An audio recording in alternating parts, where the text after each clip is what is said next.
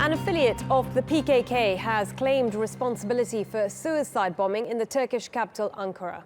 The terror attack on Sunday killed 37 people and wounded dozens more. Well, Turkey's government named one of the bombers as a 24-year-old woman who was a member of the PKK and had trained with the YPG in Syria. Let's get more on this and speak to Gulnur Aybet. She's the director of the Center for Security Studies at Bahcesehir University. Gulnur, many thanks for joining us. Can I start by asking you to explain who the TAK actually are? Well, there's not a lot that we know about them, actually. It's quite a secretive group, but they sort of surfaced for the first time about 10 years ago, and they initially started with non-lethal attacks.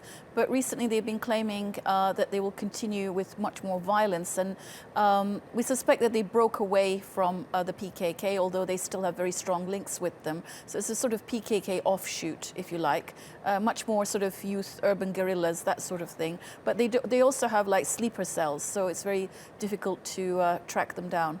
When you say they're linked to the PKK, in what way linked? Is the PKK masterminding what this group does?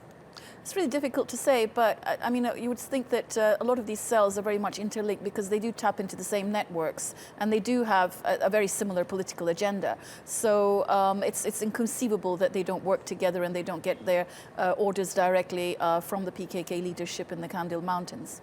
And what about the strategy behind these bombings that we've seen by TAK recently? What can you make out of them? Because it was interesting in the statement that TAK released today, they said that they weren't intending to hurt civilians, yet the bomb was in a highly exposed civilian area. Exactly. So, you know, what is the logic of saying that? And then after they said that it's inevitable that there will be more civilian casualties. And they've actually made a statement that they will be hitting tourist targets as well.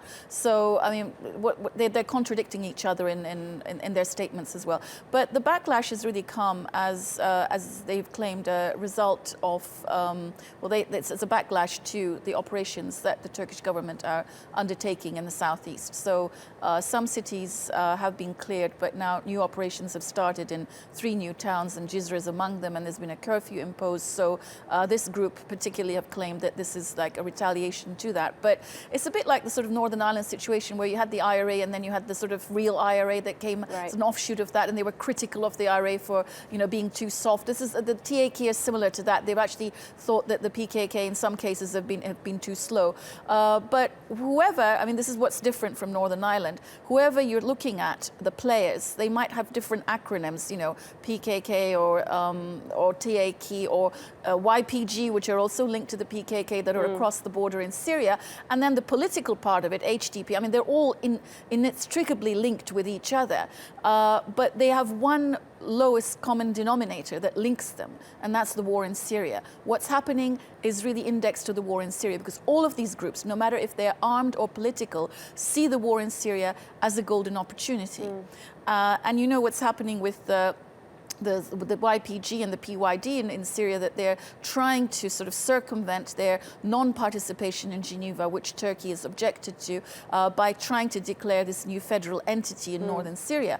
So a lot of this is happening in Turkey. There's reflections of what's happening in Syria and trying to use that situation there with the Russian backing, I might add, which is quite alarming, that they're trying to use this opportunity to create some kind of insurgency in these towns. And they have used the peace process and exploited it to create an environment of really grim, very well-prepared urban warfare, which is a very steep learning curve for the Turkish armed forces, because until now they were fighting the PKK in the rural areas. They used to do hit-and-run operations and run back into the mountains. But this is actually, they've taken the war, the PKK, and their various offshoots. I mean, you know, there's the youth wing in the cities, there's the TAK, you can list about 3 different acronyms here, but they're all the same.